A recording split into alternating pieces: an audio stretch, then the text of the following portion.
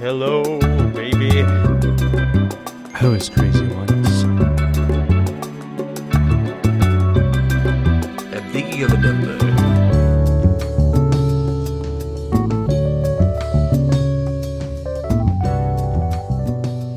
Guys, I've bumped my fucking head. No! I've bumped it so hard. I've missed my alarm, which I am turning off right now. Yeah, that's for good. this, you know. And Wait, so you missed your alarm, but it hasn't gone off yet? for tomorrow. Oh, okay. Yeah, you're saying Okay. I missed my alarm. Yeah. Woke up. Uh-huh. Then I'm like, oh shit, I don't need it tomorrow. It's Sunday. That's right. Sunday's the day to rest. We don't go to church. Yeah. missed your alarm. I don't go to church either. Yeah, exactly. That's the whole thing. Yeah, you think that's kind of funny where Seventh-day Adventists, like, they automatically get to rest on Sunday Oh, that's because true. they don't go to church on Sunday. But that just means you don't get to rest on Saturday.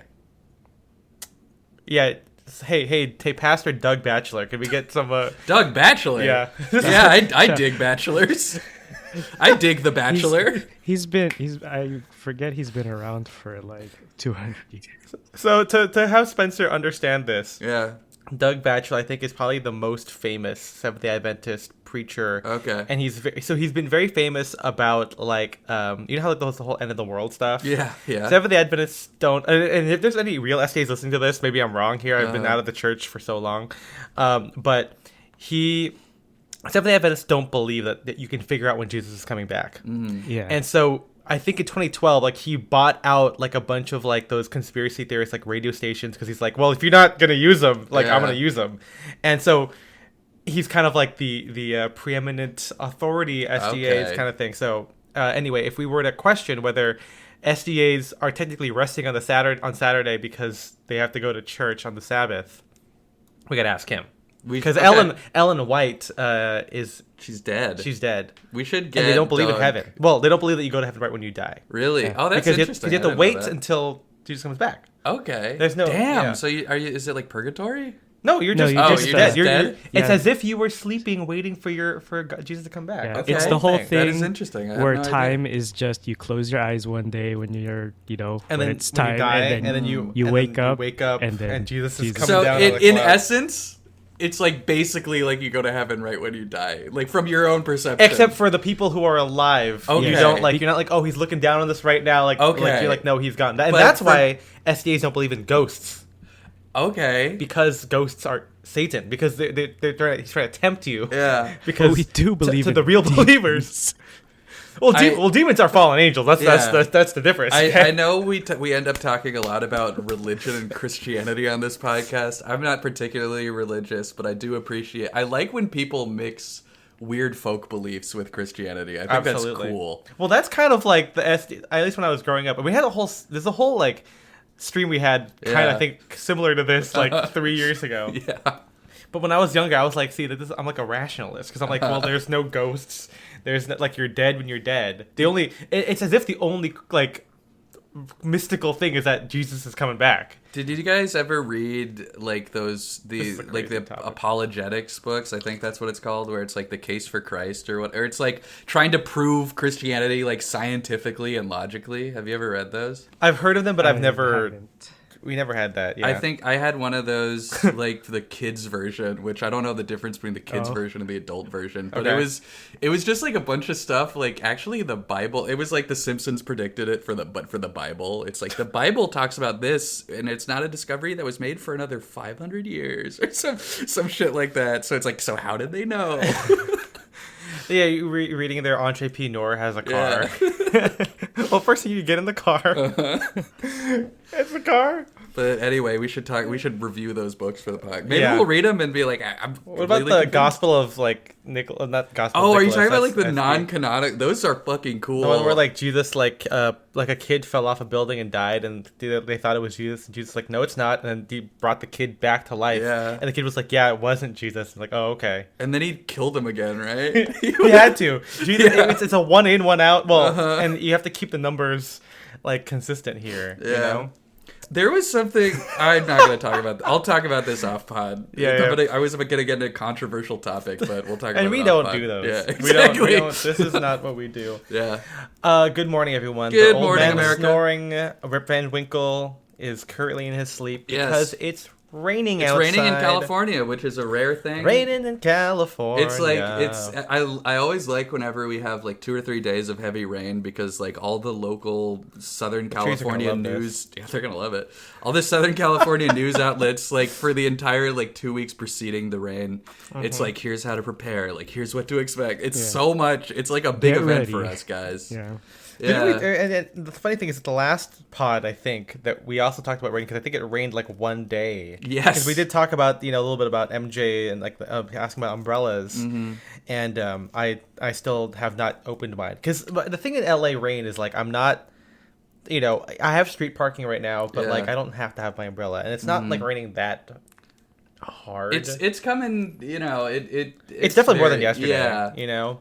It's also like pretty early in the morning, so we'll see how things go. I'm gonna stop crumpling this wrapper. That's great, crumpling the ASMR. wrapper. Let's get 50 Cent over here.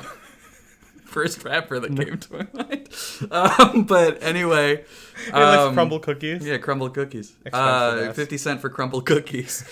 But you said cookie cent. No, cookie cent? Did I say cookie cent? Cookie cent for cookie crumbles. Did I say that? I don't think I said that. We're going to have to play that back.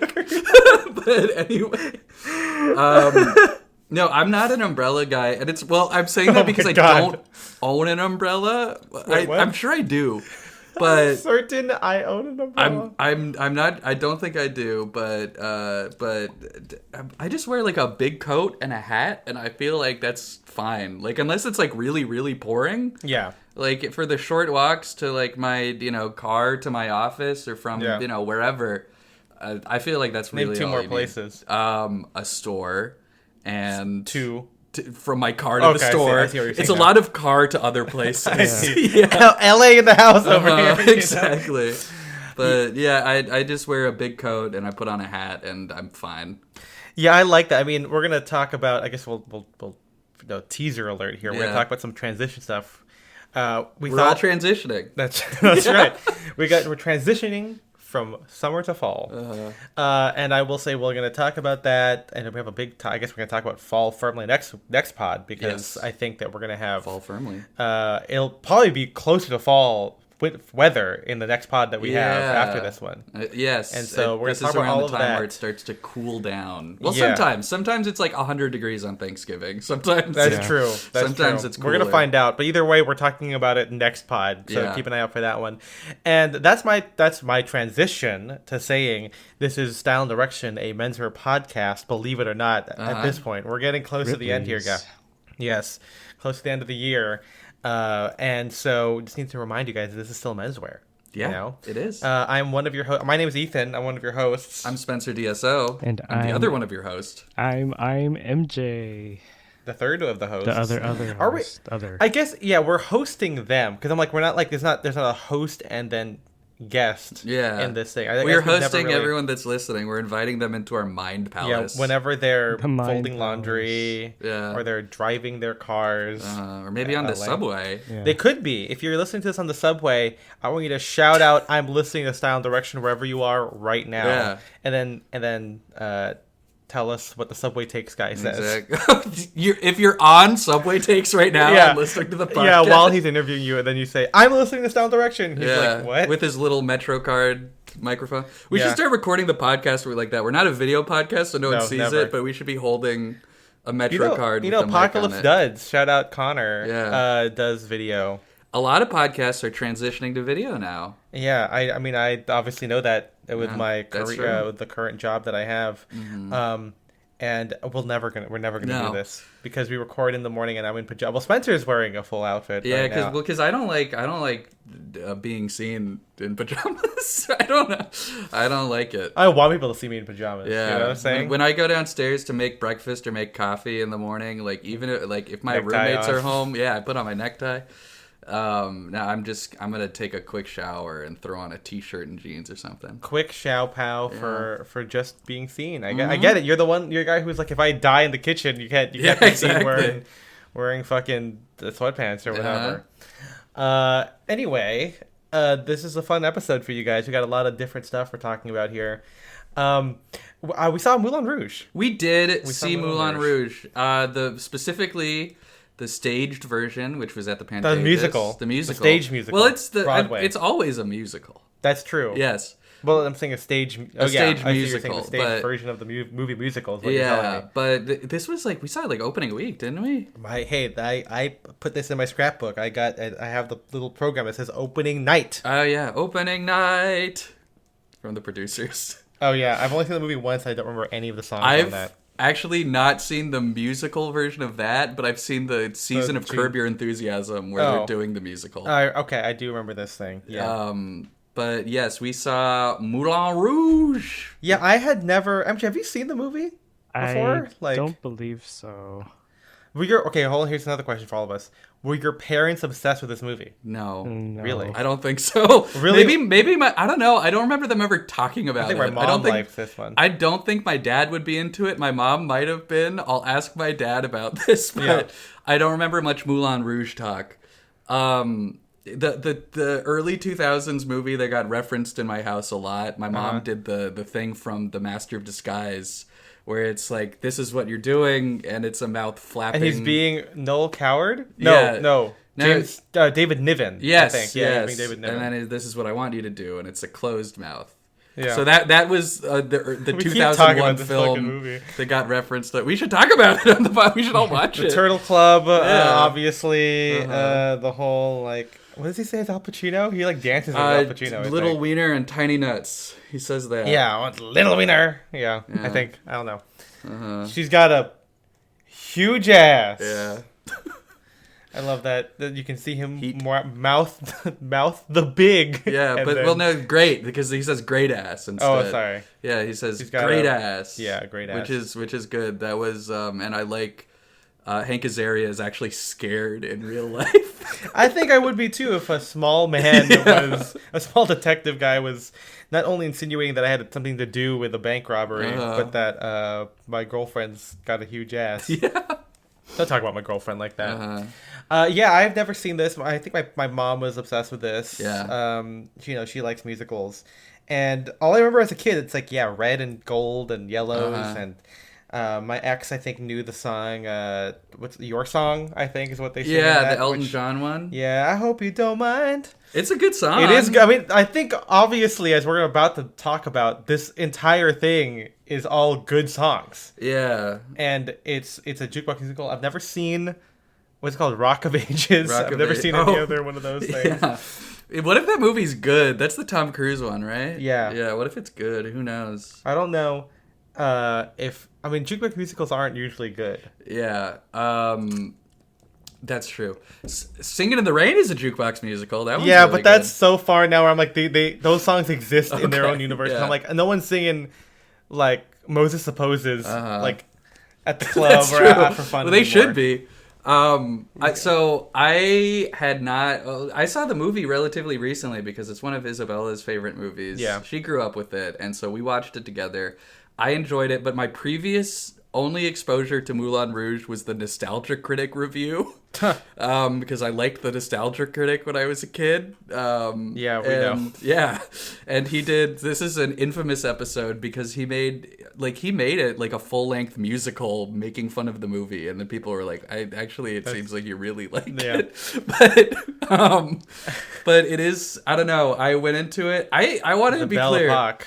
I had a lot of fun at the musical, but did add some things I noticed, the big differences between the musical and the movie version. Yeah, spoilers for MJ, I guess. And I personally, I like the movie a little bit better. I think it, at least from a narrative standpoint, and I like the movie better.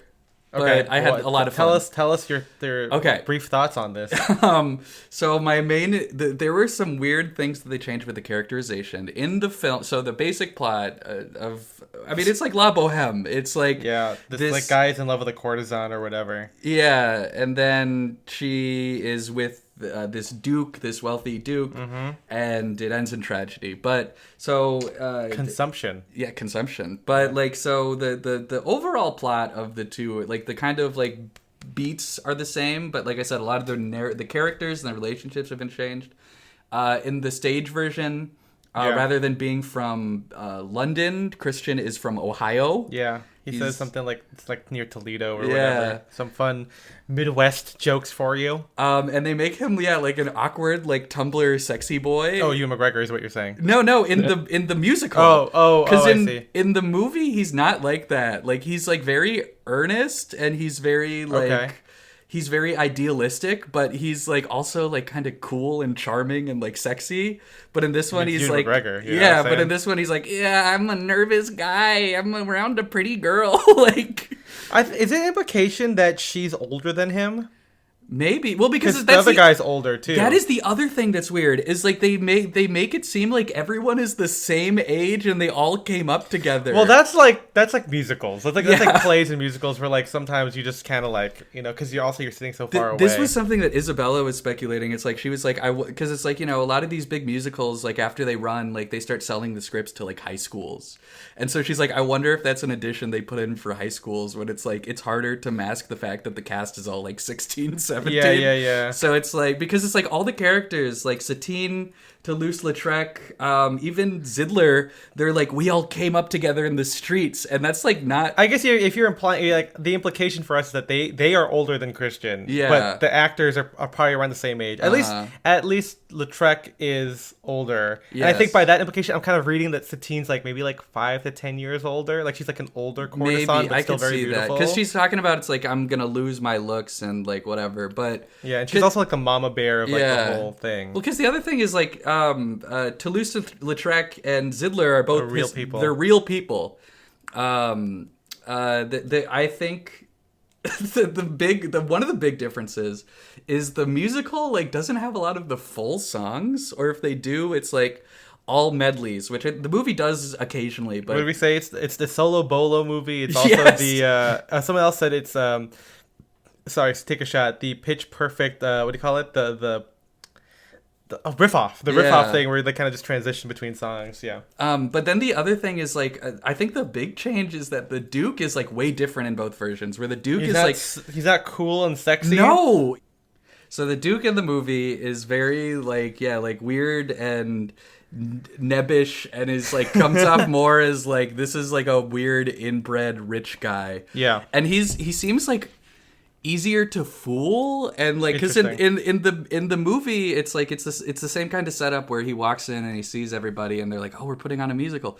The other thing that they changed, and I understand this, the musical that they're putting in seems very appropriate for like 1900s France, but it's like very Orientalist. It's like Oh yeah. it's like we're making it about a Maharaja and Oh, a because the original's penniless like a sitar Bollywood player. thing, I think, or a shout out. Yeah, and so that's what that is. But yeah, Now it's like a reflection of the main plot. I guess they're all the main plot, kind of. well, but, because like, it's the same thing. It's just the setting is different. In the musical, they make it like you're a sailor in Paris, like in France, but in the movie, it's like we are in the far off Orient. Oh, like, God.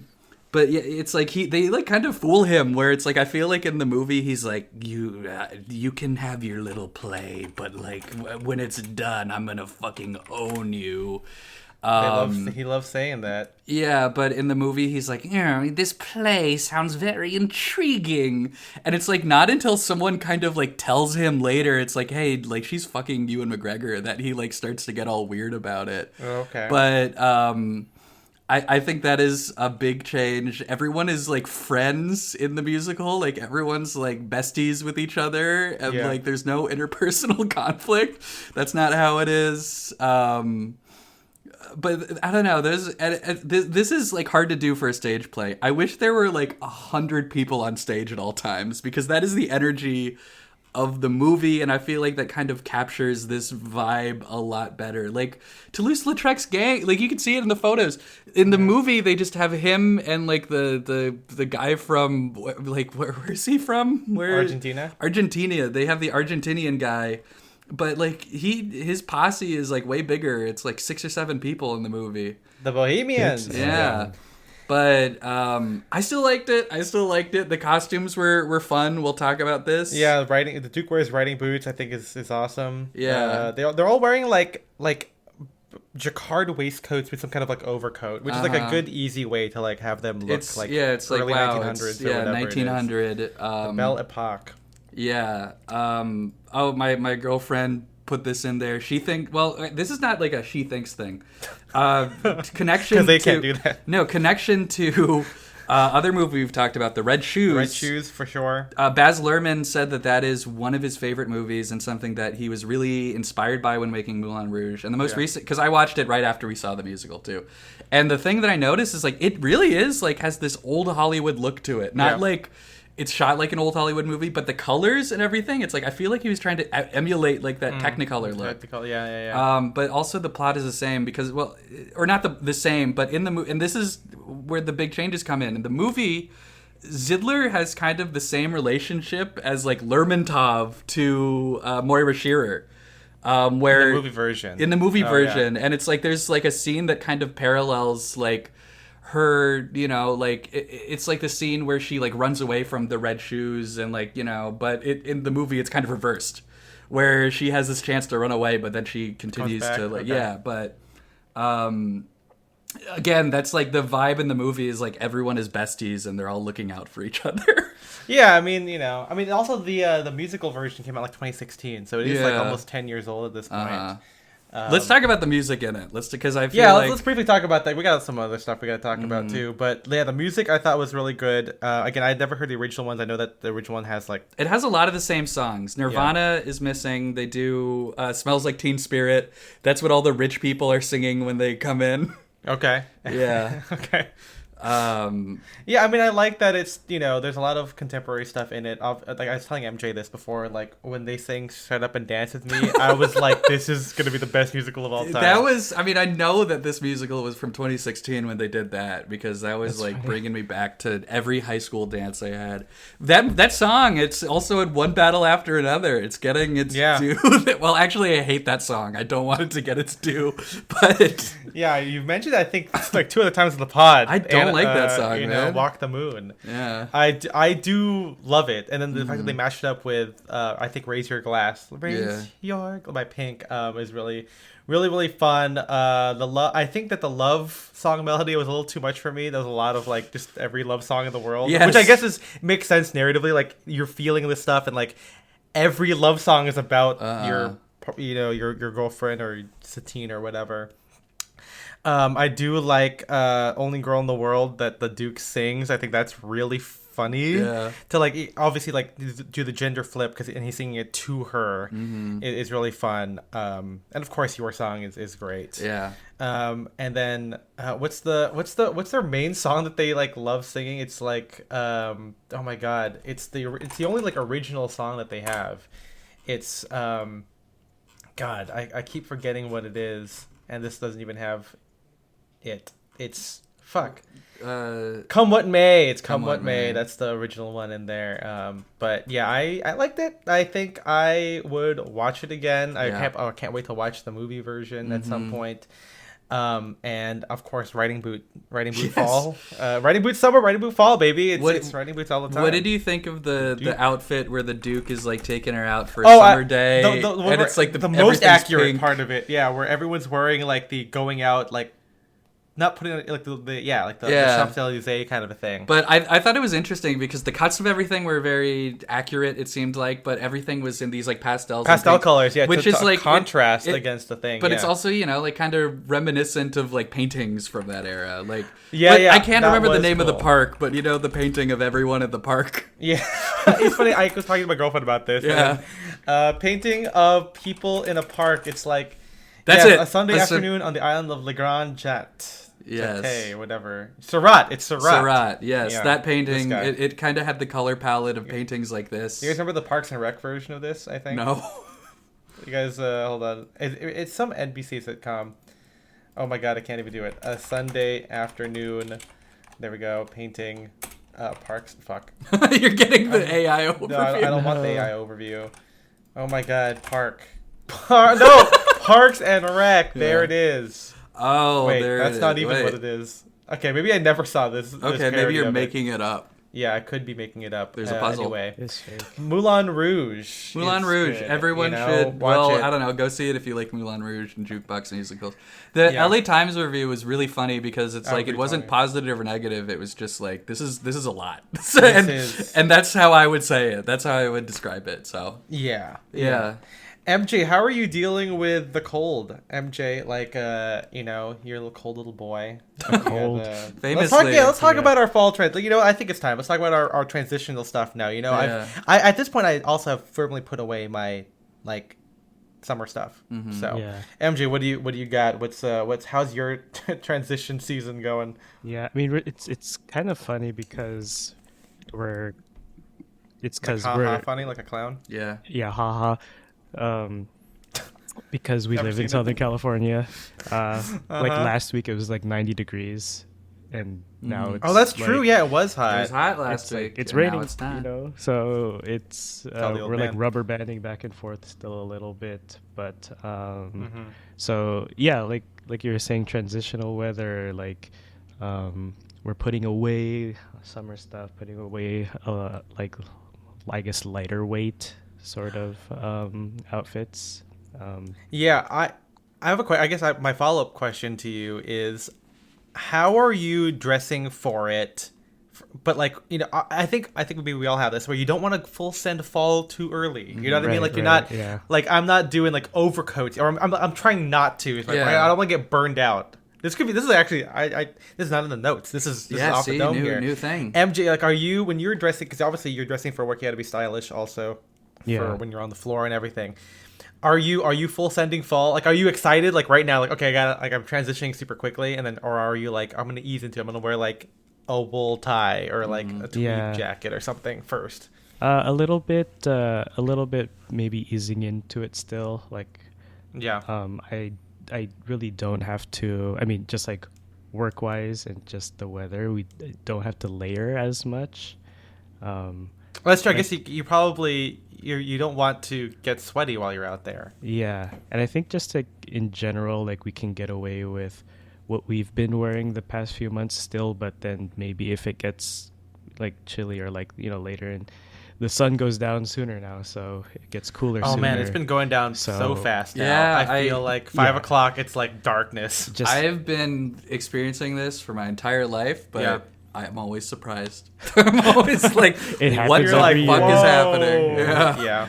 That is kind of funny. Well, MJ, have you gotten anything new that you're like, or that you're, you know, breaking out to try out as we transition? Because my thing is like, the reason why I can't talk too much about this is because I've owned my pieces forever, and that's going to be the last episode of the podcast, or of this season, this year. But are you trying anything new, like move, or even like move wise? I don't like, think, as you know. Well, move wise, I mean, I guess it's not necessarily a move if I also just been wearing things that I've just owned forever. Maybe wearing things more, like less of the same, and breaking out things I noticed I haven't worn in a while. Yeah. Okay. Well, what are those pieces then? What do you got? What are you currently excited about? You know, like, hey, let's be a little bit Derek about this. What am I excited to wear? About, right now, again, because we're saving the big one for next week. But like, you know, as in this like little, again, this little respite of 60 degrees. You know.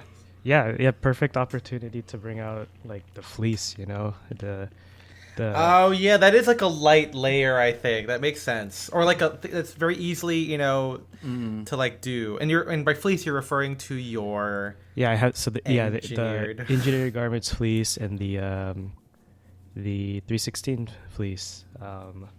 So it's like literally the only time of the year that I get wear out of them, which makes it feel kind of new, you know.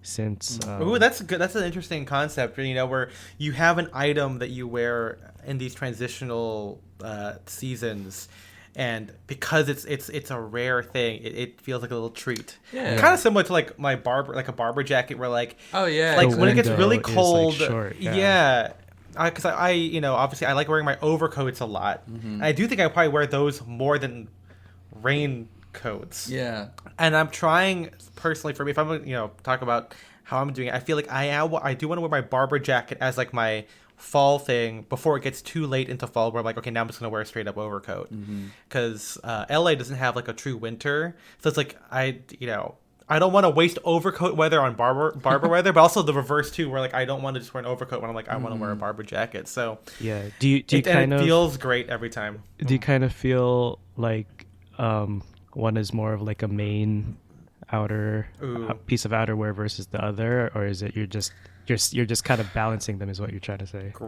Great. That's a great question. I think for me, I like to have everything be balanced in my wardrobe, you know? So it's like this is a great topic, MJ, because it's like I think I give myself windows for certain things, you know, where like the barber jacket's like for right now where it's like it's more rainy, you know, or you save it for those days, you know. I try not to wear my barber jacket unless it feels like muggy, but if it feels cold, then I'll wear an overcoat, you know.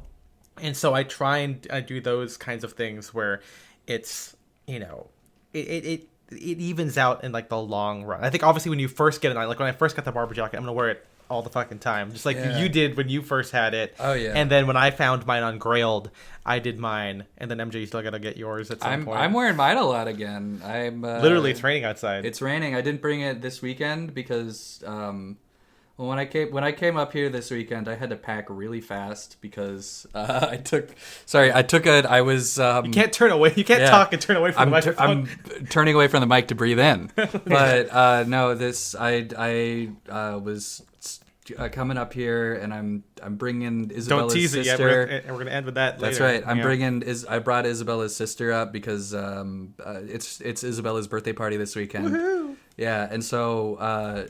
I took a nap, and then I got a text, and it's like, "Hey, I'll be there," you know, like 2 in seconds or whatever, in like 10 minutes, and I was like, "Oh shit!" And then so I was just like throwing stuff together, and I was like, "Okay, I'm gonna bring one coat, and it's my pea coat." But I wore my barber coat like I don't know, like a couple times in the last couple of weeks, like a few times, because it is a good coat. It's like I think it's really good for Southern California because it offers rain protection, but not too much heat. Yeah. Which I mean, is it's nice. like a trench, like honestly, like a trench coat is good for LA. Yeah, you know, and you just layer underneath. I mean, you're kind of wearing right now, like I noticed you're not wearing a shirt underneath it, which to me makes it feel like this is a transitional outfit too. Like you're wearing. Just tell us what you're wearing. Well, okay, so right now this is a simple outfit because again I was just throwing shit together and I'm like, what do I have? But I like this. This is again how I dress when I'm at home or when I'm running errands, but. I just have my J. Crew roll neck, which is a very, you know, cozy, thick cotton sweater. Cotton, not wool, which is really nice. With my jeans. I touched it. And that's it. Later tonight, for a thing that we'll talk about, I'm throwing on my pea coat. Yeah. But... can't wait to see that, actually. That's gonna be awesome. What I've been doing lately... and I feel like I've been doing this the last, like, I don't know, 2 or 3 years, where maybe it's because I'm, like... getting older. I'm fucking 100 years old now. Maybe it's because I'm like, I don't know, like I kind of got a lot of stuff out of my system when I first was getting into club. I'm trying to dress like more appropriately for the weather. Like we've talked about this in the olden days. As soon as it was like September, November, it's like, okay, time to wear sweaters, time to wear tweed, all this stuff, even though it was like still too hot to do that shit. But it's like, it's the season to wear this. But now I'm like, if it's like November and it's like, you know, 80 degrees, like I'm gonna dress basically how I do during the summer. But what I've been doing a lot this fall is like layers, but like light layers. So it's like I've been wearing my sweater vest a lot, and I'll throw that with a light jacket on top, because that way, like if I'm in my office and it's a little bit hot, I can just take off the jacket, and the sweater vest keeps me moderately warm but not overheating. I've been wearing sweatshirts a lot, sweatshirts with like shirts underneath and stuff like that. But yeah, well, see, what's funny is with this, I like doing the shirt on top. Like I like doing the turtleneck base layer. Yeah, interesting move. I'm very sensitive to like textures, and even if it's cotton. You know. But the interesting to do like the chunky roll neck underneath the button-up shirt. I mean, also like you and MJ, I feel like do it. I do it a lot. I do more of like the sweater, the turtleneck underneath the sweater. Yeah. But I know you guys both love doing like the underneath the button-up shirt, like a chambray or denim or OCBD, you know OCBD. Yeah, that's really good. I think that's definitely like a transitional outfit, because like for me. I'll do that on like not lazy days, but like days like this, and then when it's firmly fall, it's like sweater vest, wool tie, OCBD, tweed jacket, full on overcoat. Like I'm a very like I compartmentalize, like I said, like I try and make everything even. So like in this small window, it's like what's like the kind of easy stuff I could do that's still kind of warm. That's like easily like I could take off the sweater vest and have the cotton roll neck, or like I'm doing a sweater vest with a shirt, no tie, and no like overcoat, but like just keep it like with a jacket, like a short jacket or something like that. It's all about, I think, these like lighter layers. Exactly. And something that we'll talk about more in the full on fall episode, but like doing more fall palettes, I think is a great way to like transition into it. Because I have a bunch of like lightweight cotton flannels. Like, they're obviously going to be thicker than like a chambray or an Oxford or something, but they're not like super heavy. That's one thing that I do kind of like wear to signal it's like it's fall time, even if it's like. You're saying you don't wear that when it's summertime? Most of the time, yes. Like sometimes I do if it's just like I have like a double RL plaid shirt that is like I think maybe technically flannel, but barely. It's just like it is just kind of like a rougher cotton, but it's very lightweight.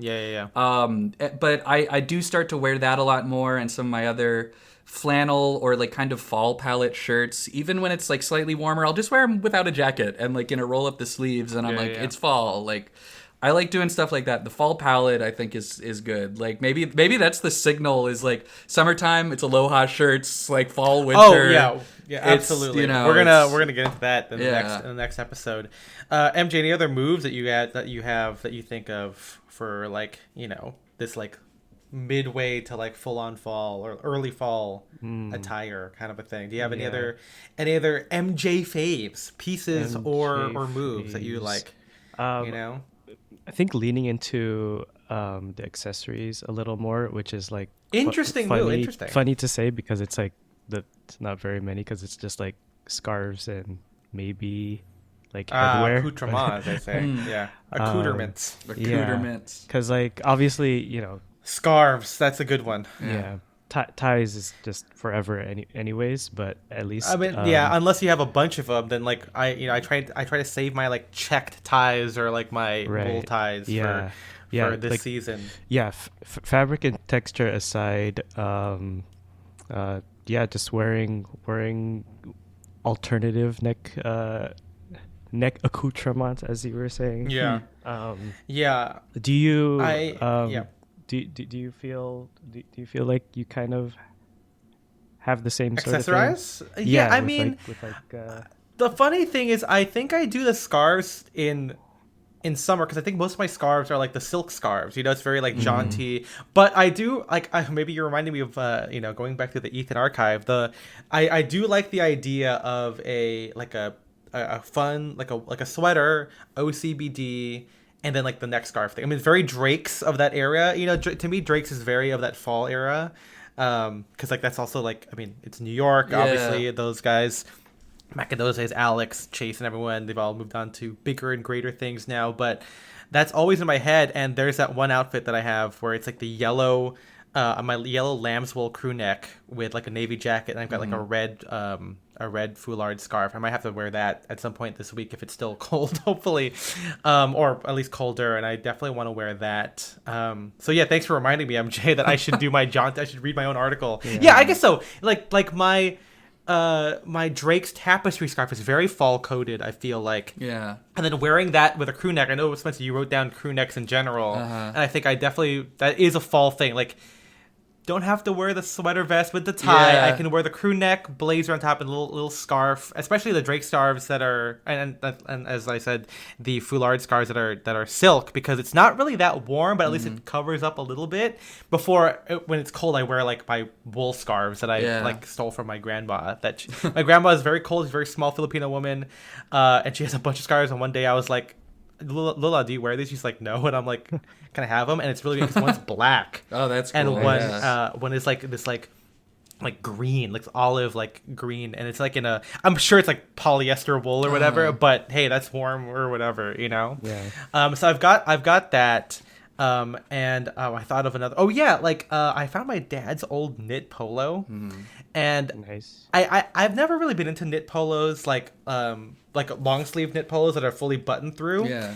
And I know that you see all those with like British people wear that as like a literally like a sweater. It's like a collared sweater. You know, it could be fully buttoned up, or it could be like the top 3 button thing. You have like, you know, underneath you have an OCBD with like a tie. I've never done that, and I could try it with this knit polo thing, but it was really good because it's long sleeve. It's cotton silk or cotton linen, so it's very light. But it feels very 90s because it's like it's so baggy. It's definitely it's a size large. It's cream, but I was wearing it. I wore it a couple times recently because I'm like, you know, like it's too cold for like a rayon sport shirt because rayon gab feels cold. It's very, that's why it's great to wear in the summer months or whatever. But I wore it a couple times because I'm like, it's cream. It's nice. It feels like classy and dressed up. You know, kind of like your cream sweater. Yeah. But it's kind of warmer, you know, and I wore that just with like, you know, buttoned up with some trousers when I had ice cream, and then a couple days ago I wore that as an underlayer underneath a sweater vest. And it did, because it's so baggy, it felt very tally-ho, felt very, you know, like almost like a poet shirt because it's so big, especially underneath like a sweater where it kind of sucks everything in. But I thought that was a good transitional fall outfit as well. You know, it might not be, again, it's if when it is fall, I'm going to be going full send on this, but this is good. I like this in-between moment. And before I move on, I do want to say jungle jackets. I think this is when I wear it, because I don't really wear, because when it's fall, I just said it, I'm gonna say it again, overcoats and tweed. But this middle time right before it, I could do like a sweater vest and jungle jacket, which is kind of like what Spencer wears normally. I do, you know, because I love my jungle jackets during the summer because the sleeves roll up. That's one of my one of my favorite things about like a to me it's too tight. I think, you know. Yeah, because it's like I have a couple like lightweight jackets, but I find myself gravitating towards jungle jackets or like my my USMC chore coat. Yep. Because the sleeves roll up, and I feel like that can make a huge difference. Depending on how hot it is. So. Chore coat to me, maybe it's because of colors. Like to me, that's like summer. Yeah. And then the jungle jacket to me is like more fall. I wore my jungle jacket for the recently when I went to the aquarium. My girlfriend made the outfit. I wore that with a plaid shirt, very fall. There you go, plaid shirt with jeans. Did black cowboy boots because I went to a concert afterward. That was really fun. But the jungle jacket, I feel like kind of helped it be a little bit more fall oriented. And and MJ saw me after that. He saw me with the fit, and I thought it was. I thought it was cool. Oh yeah, no, I also wore a sweater with that. Yeah, see, okay, I guess I do. I guess I don't really think about it, but like. I guess, like you said, Spencer, like dressing more for the season, and also embracing. I guess I would call these like regular guy outfits. Yeah. And you know, obviously my default is wearing a tie, but it's nice that fall allows me to like again wear a sweater, crew neck sweaters with like just a OCBD or some kind of open shirt, and then you know just have, you know. Like jungle jackets, a casual Americana, like I'm sure Wee John's leisurely loafing. You guys are gonna love that. Like that's like, I think of that as like fall. Ivy is fall, and again we're gonna get to that in the next episode. Yeah. But we got a big thing we're gonna talk about now. A huge thing. Let me tell you that. Ask you guys this: is John Wick a style? Do you guys like the style of John Wick? Okay. It's slick. I would not wear most of these outfits. You tell me you're not going to wear what Winston wears? Winston wear like the whole... I mean, it's one of those things where I imagine that a regular guy is like, this is the coolest thing of this all is time. like what people who aren't into fashion at all are like, this is... I mean, he's cool. The Bowery King, played by Morpheus himself, Lawrence Fishburne. There's a scene of him, I guess, being the sommelier or the whole and I forgot which. I think this is John Wick 2. I think. I guess that's who I'm gonna be. That's the vibe I'm going for tonight. Kind of like a mercenary kind of a thing, you know. Oh, the Bowery King is good. So he's in this. What I'm looking at right now for MJ's sake. I mean, we all have access to the same stuff, but it's like he's wearing like a dressing gown, a foulard. Dressing it with like a navy turtleneck because he's the king of the subway or whatever. I mean, I get Bowery. That's the street in New York City. But he's like wearing these like cobbled together stuff with like this like fun, almost like not a Nushanka. Is that a watch but cap like or is that like a structured little pillbox hat? It looks like kind of like a Russian-y kind of a thing. But he's wearing it with like it looks like a duffel coat with the sleeves cut off as like a cape or like a vest, I guess, over an overcoat with what looks like underneath like a. Oh no, not underneath. It's like a mink collar. It's like attached in the front, like on like a shawl kind of a thing. But yeah, I mean, I don't know if we'll ever talk about the actual style of John. This is our only opportunity to talk about this because it's a crazy ass movie. We should talk about the reason why we're talking about old Johnny Wick. That's right. Our friend Joseph is celebrating his birthday tonight with a laser tag. Yes. Tonight. We went to this. This is not okay. I guess we're gonna. Well, when we're recording, it's tonight. Yeah. We haven't done it yet, but we will because we're gonna revisit this, and so you're gonna hear the transition literally. But yeah, he did. We're gonna say he did it. He did his birthday John Wick style laser tag, being dressed up for it, and so obviously I think most people are probably gonna wear the famous John Wick outfit, which is the or people did wear. I don't know. I guess this is funny to talk about like this, but he's John Wick wears the black suit, the black 3-piece suit, and variations thereof. I think he wears like a purple shirt. Yeah, he does wear a purple shirt at some point. Yeah. But it's like usually black suit that's bulletproof. It's a Kevlar suit. He has a bunch of crazy stuff, and he pays for things in gold doubloons. I've only seen the first movie, and which is the most normal one I think out of all of them. Yeah, where it's like, I'm thinking I'm John Wick. Yeah, I'm thinking I'm John Wick. It's to the point where in the third movie, there's a part where he's going up against people and he's literally using his arm. His like jacket as he's like going up, and like that's like obviously that's and he's like doing the whole thing. I'm like, and that's because they do make a point to say like, yeah, your bulletproof suit, and so like that's why he does like I do like this movie, the series, generally speaking. Mm-hmm. And it's very like accurate in the way of like there's like he goes up against like these people who are like in full armor, and so to like shots to like the helmet and the body just knock them. But so he has to like shoot them in the neck and the fleshy parts of it, which I think is kind of it's awesome. But to me it also makes the scenes go longer because it's like he has to like knock them out and then like do this. Well, I like in movies when like things are difficult for the main character. It's not like it's cool sometimes to see a guy who's like, wow, he's just unstoppable, he could do anything. But I like it in movies where they still succeed, but you can tell it's like they're fucking struggling. Like that's one of the things I like about Indiana Jones. It's like everything's hard for him. Yeah, he's just punching everything. Mm-hmm. I think what's crazy. So I haven't seen this brought up in like men's because I don't really use Reddit anymore. But the Marquis de Gramont, the played by Bill Skarsgård in the fourth movie, the head of the high table, that he has to like beat him in order to leave the life forever. And spoiler alert, he dies. Okay. Because that's the only way out, I guess. Uh-huh. I don't even know where to begin with the Marquis. He wears a lot of double-breasted vests. Yeah, that seems like his very big style thing. I don't know if the tailoring is French, because I don't know what French tailoring even is anymore, other than Husbands and Chiffonelli, where it's like very, I guess, structured or 70s. This is not that, but he's got like a very like droopy notch or peak lapel. There's or like shawl. That or seems there's a like shawl his other version, thing. like this like dinner jacket kind of thing, with like a double-breasted U waistcoat. He's got the watch chain, and he has these giant like point collars. He's got the high tables insignia as a brooch. But what he does, he has like I think just straight up like a silk scarf tied like a necktie, but done with the triple, like it's like a tornado-y looking thing. Circular knot. It's not a Trinity knot, but it is like it's like a one of those things. You can kind of see it there.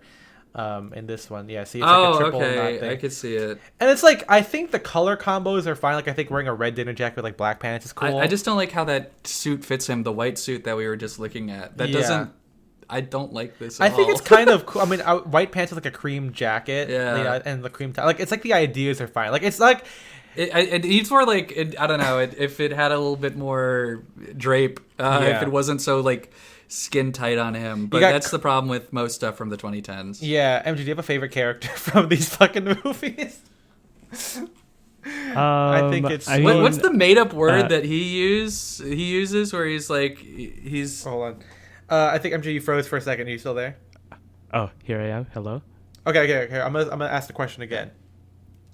MG, do you have any like favorite characters from these or stylish people from these movies that you like? I really I don't know if it's a surprise that I really like Hiroyuki Sanada's character. From the where he wears that's the fourth one, yeah, where he wears like the patterned kimono over Over a suit, over a suit, and it's that like not hokusai like pattern, but like just like that ocean wave like with the gradient. I think is like pretty cool because it's also I guess the most unique I guess I think in that movie.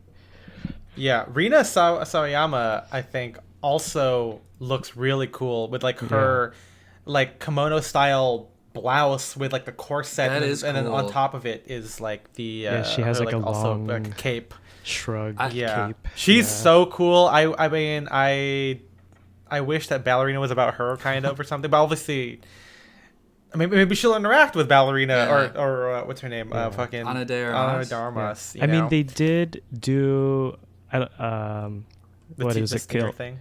No, the what's the hotel? The Continental. Oh, the Continental. Oh, yeah, that's right. They did do like a Winston like origin story series. They did. Yeah, I was just clicking around for outfits and I found it, and there's like I'll post a few pictures here. Yeah, right now, but more fuel I guess here. Yeah, speaking of Winston, I mean he has like everyone movies obviously costuming, everyone has to have a look, you know, and Winston has his like 3-piece. Excuse me. That look is good. The one in the guy in the elevator. Yeah, well that's the wide lapel suit. Well, that's supposed to be Charon. Oh man, yeah. And he's the late Mel Lance Gibson's Reddick. Yeah. What? Oh my God, I forgot. He plays the original guy, I think. I'm assuming. Because is the Continental a period piece? I never watched. Yeah, it's like the 80s. Oh yeah, maybe 70s. It's 70s. I mean, he does. I mean, maybe it's because he's like because it's vintage. Like they do kind of look like the characters. Yeah. But also like the style is consistent. Like obviously as Winston, the guy is wearing the neck scarf with the 3-piece, and like the open shirt. I guess it's like. Vintage just looks better, like the wide lapels. Like this looks like the jacket here looks kind of cool. Like you can see he's got the ticket pocket there. That's great. And I guess because like with like a regular 2-button suit, this doesn't hit as well. I mean, obviously Ian McShane's cool as fuck, but like he's you can't wear like an H&M suit with like the little neck scarf. So vintage is just always better. I do like again that like Chiron. I think it's Chiron because like that's what the Greek name of it would be. But like he's wearing, at least in these two pictures, he's wearing a foulard tie as Lance Reddick, and he's wearing a foulard tie in the prequel series.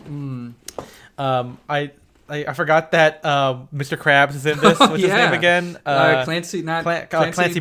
Clancy Brown, playing the judge or whatever. And John Wick 4, he wears like the fedora with like the big trench coat, wearing black with like crazy big tie.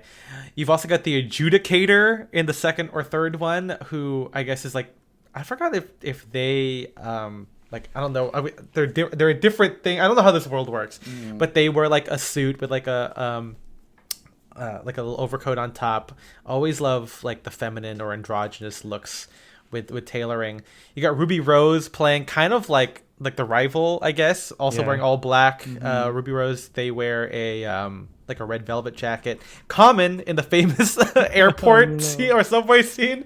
I mean, Common is also dressed just like John Wick, where he's wearing like all black. And Spencer, have you heard of this scene? No, what happened? So okay, I can't believe I get to explain this to you. So pretty bad. I think they're in the subway or the airport, and like so. John Wick's on the second floor and Common's on the first floor, and obviously they're just walking, and he's trying to kill him or whatever, and as they're walking, they try and shoot each other, and they're both like trained, so they're just like trying to like hip fire from a distance, and they're using like silenced pistols, so it's just crazy. They're just walking through the airport. It's just like just like. And they're missing, but like a little bit, but like that's crazy. That is fun. I think I have seen that. It's awesome, but I'm like, what the fuck is this? Because also knowing that the sound of like a suppressed pistol is like still pretty loud is like kind of in real life, right? But it's like kind of funny because they're in like a crowded like subway, so it's not like they never hit. Do they hit anybody? No, of course. No, John Wick's pretty good with like not. I mean, because like the whole thing, right, is that they're assassins who exist in this real world that no one like knows about, Also, I do want to shout out the Chancellor. I mean, I think it's pretty clear that it's kind of like a Hitler connotation. Yeah. And so, it's played by Gabriel Byrne. Love him. And in Ballerina, there is a... because you have to come up with like these like rival gangs. Like there's like the Russian gang, you got like the rival heads, you got the Marquis de Gramont, and then you've got the Chancellor, who's the head of this like they call it the cult. I wish it wasn't that, or it was better. It's also in Germany. Yeah. So there's this kind of, and so wait, MJ, did you see Ballerina? Yeah, I watched Ballerina. Oh, yeah. So it's in Germany or like Austria or something, and the Chancellor is the head of this cult where like instead of like you don't leave the life, it's a whole cult of assassins, and you can have a normal life because you get to like have kids and like you have a family, but the thing is that you are trained to be an assassin forever. And so he's the head of that, and Ballerina, the whole plot is like something happens right there, and he wears kind of, I guess it's like English hunting attire because he wears a barber jacket or like a wax cotton jacket, but yeah, I wish there was more photos of him, but he does play it in there. And he's an interesting kind of like a bad guy because I think most of the time it's kind of fun to see like a more utilitarian or kind of like, I guess because of that more hunting, sporty, militaristic style versus the versus like just like a guy like a black suit or something like that. So there's a lot of stuff to pull from for this thing, but let's talk about what we wore for this evening. That's right. So Spencer, what did you end up putting together for this? The literally the worst thing possible. That's right. Okay. Tell everyone exactly why. I'm gonna set something up. I'm gonna give myself a little bit of an out here. Okay. I'm outing myself. Nice. Got it. But anyway, so this party was on some night, a Saturday night, in fact. That's right. And that weekend, the day after this John Wick party, was my girlfriend's birthday party. So I was driving up her sister to LA to be there. Her sister was gonna get at my house at a specific time.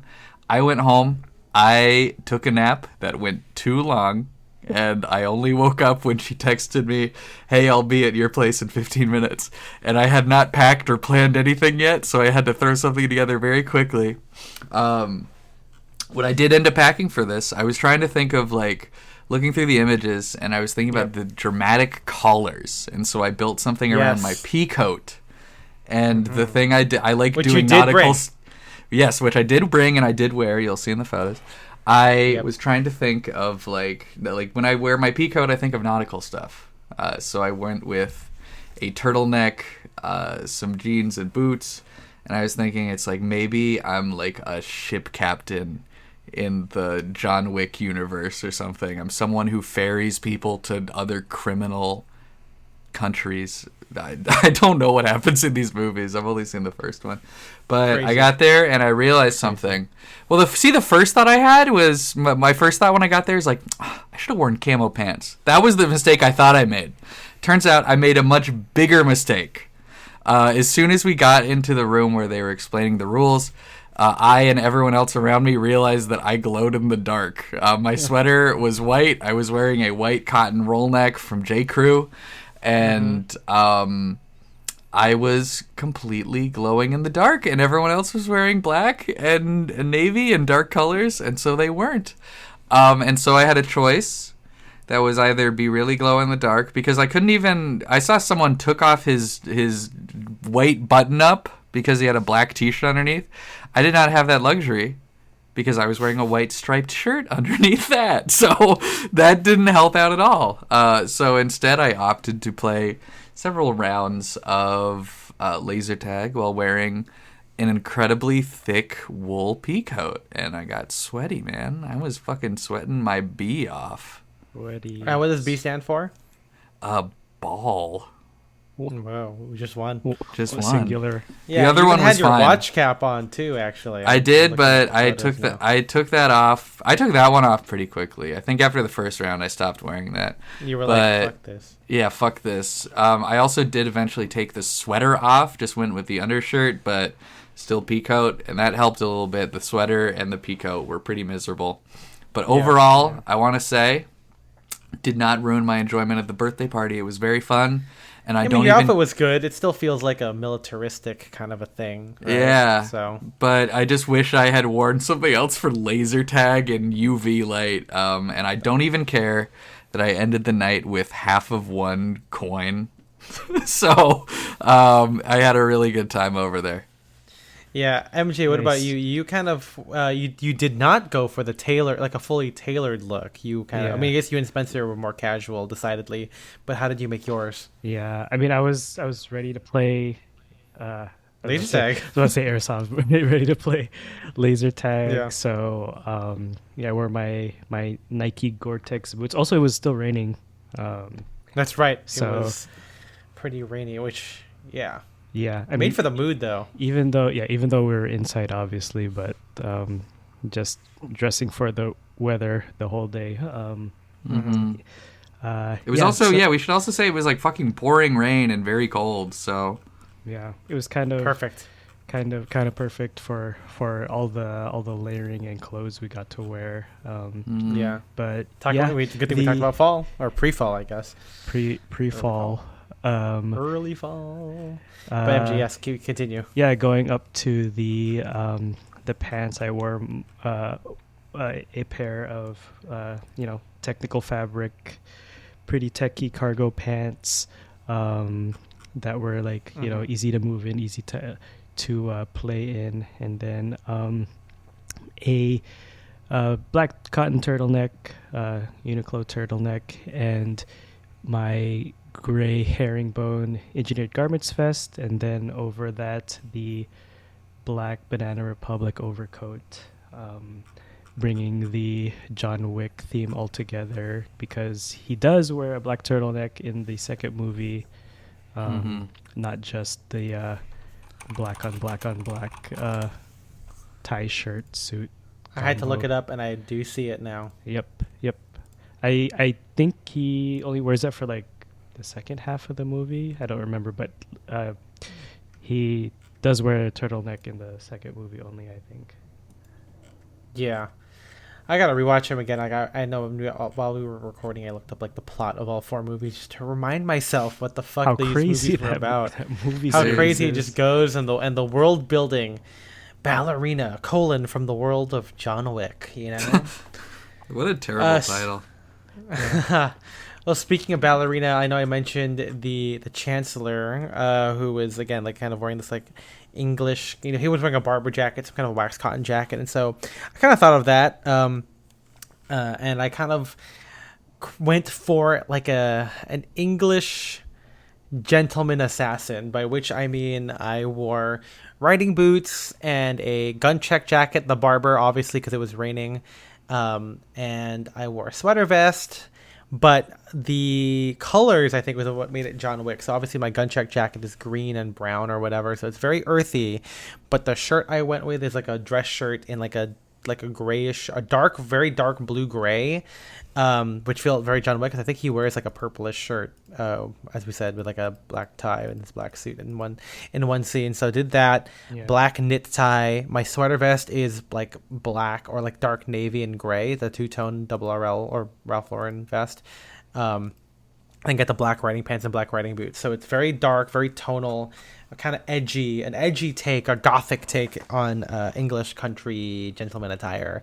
And I feel like that, we talk about John Wick, and obviously like a lot of the bad guys have such interesting, like they're bold styles. It might not be good, but I think that there's a kind of like a characterness about them, which is what we love doing, and so I feel like maybe in the future they'll have some British, I don't know, he could be a comrade or could be an adversary for Mr. Wick if he's still alive after the fourth one. But I feel like I dressed kind of in that vein, very not cartoony, but again very like narratively driven. Like there's like a lot of stuff going on here.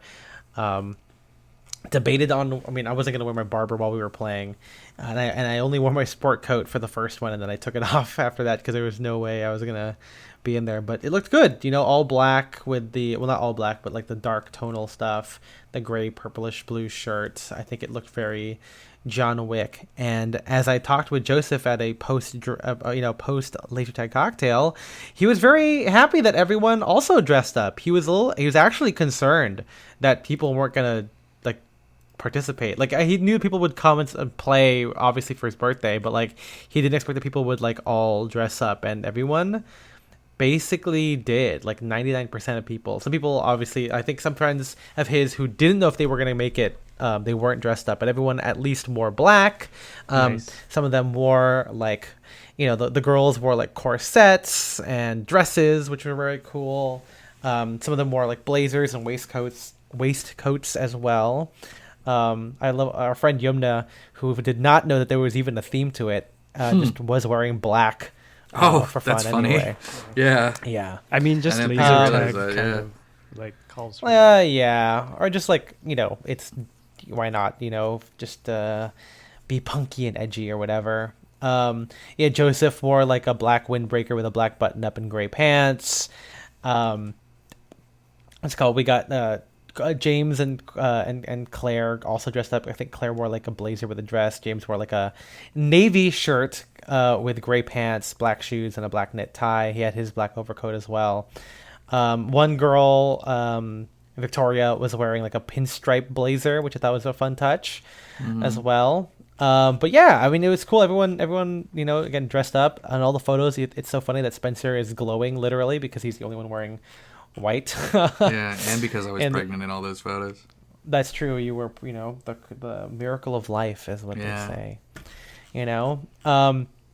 And obviously, like the laser tag place was not John Wick themed. It's just a regular laser tag place. Yeah. It's kind of like apocalyptic, right? It's kind of like post-apocalyptic themed. It's like in a mall or some kind of like city kind of a thing, right? I don't know if you guys were clocking the decor. Yeah. But that's kind of how I saw it. There's like brick walls. There's like radioactive waste drums. There's like a shopping cart. There's like flashing lights or whatever. Pretty expansive. It's like two rooms, like two halves of a room. But I thought that it was a lot of like the obstacles and like the maze aspect I thought was really, really, really fun. Yeah, that was fun. It was pretty simple, but I liked the decor. I remember the first time I discovered they just had a fucking Jeep there or something. I said, whoa. Yeah. Yeah, out loud. And then someone heard me and I got shot. No, that's funny. You gave away your position. Yeah. Typical vest and gun combo. I don't know how people, because I've been to one where you don't use two hands on the gun, and I didn't like it because it looked more like a phaser, and it looks like you're just using a fucking like a barcode scanner. I'm like, I don't like that shit. I want it to feel like a gun, bro. And at least this one, even if the gun was clear, it still looked like it had like the handle for your hand. Substantial, yeah. It was substantial. I like that this one, there's multiple modes on the gun, or at least you could in certain game modes. Like there was one that was like a sniper and like a shotgun. There's like spread and range, or I guess on a shotgun there's lack thereof range. Yeah. But also it goes full auto, or it goes not semi-automatic, but like it's full. It's, I don't know what you call it. It's not a continuous. It's not a machine gun because you could just hold it down and it shoots. With a small delay, but I like that. That was kind of fun because I like pre-firing. When I know someone's coming. It is cool. Like when you got shot, like when you get deactivated, like it does like an alarm so people know that you're down. But also that means that people know where you will be at some point. When we had the lives, there was a game mode with lives, guys, which was fun. Like when you get hit, you have it sounds like a armor hit, like clink. I thought that was kind of a fun touch there. But yeah, it was a lot of fun. We had free for all. There was a zombie game mode. First off, free for all, I was second place. That was awesome. After Justin. in the zombie mode, I was the last one alive, baby. Yeah, that's what I'm talking about. I mean, I don't know what that was really cool because we were kind of wondering like, okay, well, if they pick the zombie, like we'd all just stay together. You just make a wall. Yeah. But they randomly assign it to you as you go in, so it does make sense to walk in there and spread yourself out until you know who's a zombie or not. Yeah. Which was really cool. I don't know how society collapsed after that, because I was like, I didn't know I was the last one, but at some point, like, I think when people around me died, I kind of just like hightailed it out of there because I was like, well, this sucks. Yeah. And then when I died, it said game over. I'm like, oh, I guess I was the last one. Yeah, I was one of the first zombies in that game. Really? Mode. Yeah, you got taken out? I when we at the start when they randomly infected or turned. I see what you're saying. Yeah. I think that's what helped me get top 1 in that game mode, because you just start shooting at anybody instead of trying to avoid zombies. But my strategy for that one was just find the other zombies and then just like move together. Yeah, that was good. And then we had the squad-based one where each squad of 3 had a certain class ability to their gun. Yeah, class. Like they have unlimited lives, which means they get shot once they die, but they can come back. And yeah, there's like one of them has like a one-hit kill gun. One of them is like a machine gun. But me and MJ, because we were the top scorers in previous games, we were put into our own team. And we did not have unlimited lives. We had 15 lives, but it takes 10 hits for us to go to lose 1 life. Mm-hmm. And then also our guns are shotguns, but we are also like it's limited range. And I know that for sure because I could spy people down the hallway and nothing was happening. I can see my laser hitting them, but nothing was happening. So we got 4th place in terms of points, but as they told us, it was because they doubled everyone else's points. So if we did it normally, we would have gotten 2nd place. We would have been tied for first, because tied for first. Yeah, because we had scoreboard was like it showed half. They had right? So the winning team had 540 and our score was 270, and they said that everyone else's scores were doubled except for ours. Like or people got double points for killing each other or whatever. But it's fine. We didn't have this. Well. We did tell people because I'm like, actually, we're good at this game, guys. Actually, we're here for a reason. Yeah. Well, that was good. I know they were saying people were complimenting us because like they could tell that we were both pretty tactical about it. We were doing the whole like covering corners. You tap the shoulder to like advance kind of a thing, and it helps when you have less people because you just shoot everybody. Yeah. Same thing. Yeah, for MJ as a zombie, right? Like when you're the only zombie, like whoever you see, you're shooting. Yeah. There's no worry about being on the same team or not, because there was friendly fire in that game, at least for us. But it didn't matter because we were on each other's 6s the whole time, so it's fine. But yeah, it was a lot of fun. Some other stuff that they did, that Joseph did to kind of add something extra, because we had like 30 people, and it was 2 groups of 14 or so at a time, and so in between you could play these like you could wager in games. I think you could do the 5-finger fillet, or actually I don't know if that was I guess I don't know if that was. Were we just making that up? I don't know if we were getting coins for that. Maybe the knife is just there for decor. I think the knife is just there for decor. Yeah, I see. Okay, well they had like open I guess interpretation challenge. Yeah. I guess you could do arm wrestling, I guess, because that's what James and Claire did. There was pencil fencing, I guess. Jousting. Yeah. There was literally a duel with Nerf guns. You had 2 shots, just like in the... It's just one, I think, in the last, because they're using flintlock pistols, I think, or something like that. Well, it's 1 shot each, but it's until somebody dies, right? Yeah. Oh, Marquis, you've forgotten. He still has his shot. Huh? Boom. Spoilers for John Wick Chapter 4. That was really fun. And so you got coins, as Spencer alluded to, and you could, and I guess the winner at the end of the game, at the end of the day, evening, would get a trophy and a Funko Pop of the Baba Yaga himself. And I wasn't expecting to anything. I mean, like, I got coins from, like, being top 3 in each game and blah blah blah, and we all started with 5. But Sirhan foolishly challenged me because we both were like, well, we're not gonna win the trophy, why don't we just play a dumbass game? It's like, okay, what do you want to do? He goes like, well, let's just do, we'll bet everything and we'll just play high card. And I'm like, really? All right, cool. So he we shuffle the deck, we cut it, he draws, he pulls a 5. And I'm like, okay. I pull mine. It's a queen. So doubled my coins right then and there. There you go. And then they gave some accolades at the end, like, oh yeah, here's an extra coin for being the photographer, blah blah blah. And at the end, it's like they count up. Okay, if you have, raise your hand. If you got a coin, then like, okay, keep your hands up if you have 9 or 10 or 11. And then I think we passed like 14, and then like the last guy put his hand down. I'm like, oh, like, Ethan, how many do you have? I'm like, oh, I got like 23. And then they're like, well, I guess you win. I'm like, all right. Yeah. So I'm the proud owner of the Baba Yaga, and at least at the time of recording, I haven't received my trophy yet because they forgot it when they came. But it is a trophy of a high table.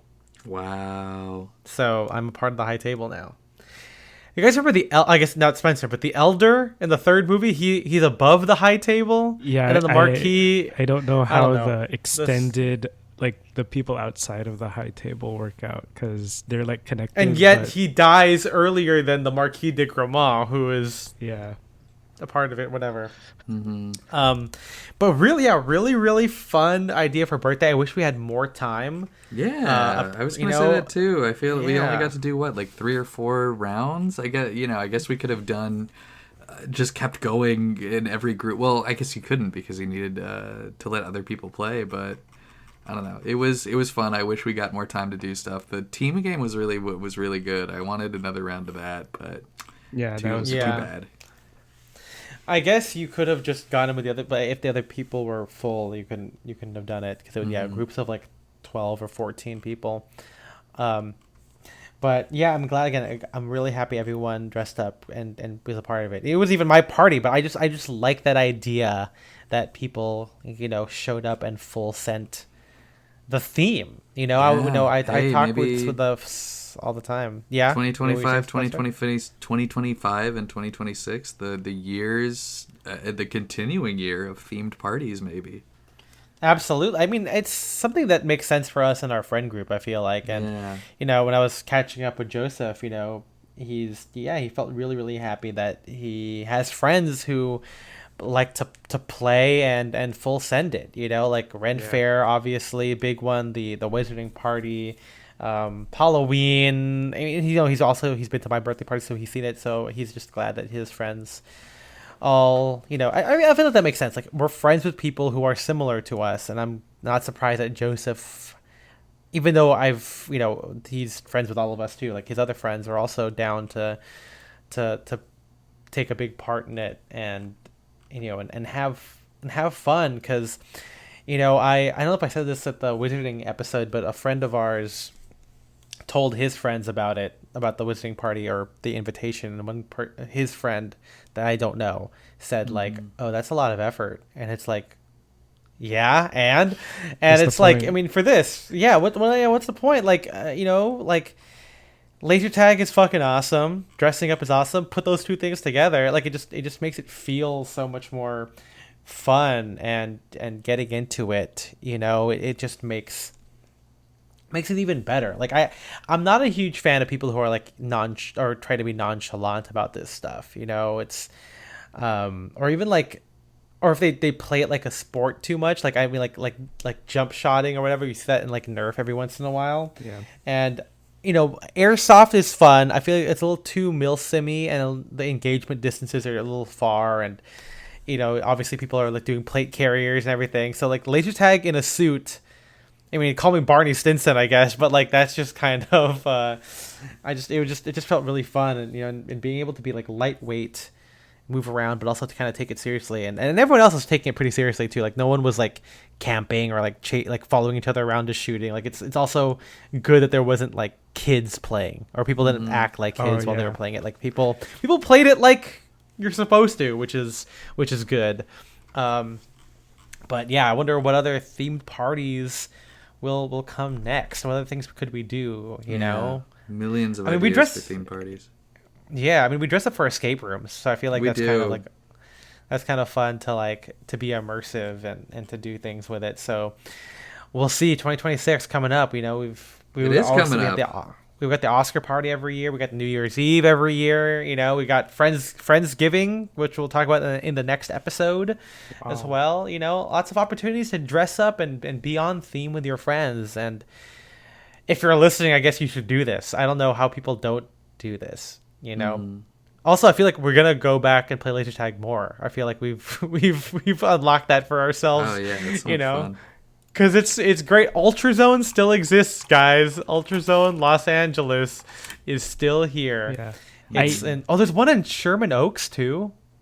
Have you been to that one? Or have you heard of that one before? Or you just looked at it? No. It looks like it. I'm looking it up right now. This place looks. Wait, hold on. I'm looking at it right now. Is it bigger? It looks.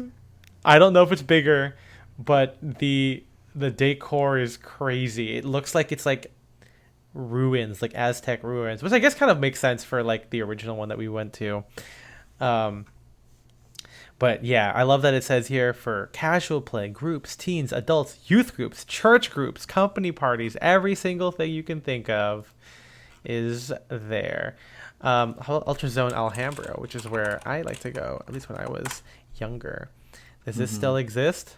Do you like to party? Yes, I like to party. I love that their last post on Instagram is in 2016, and it's wow.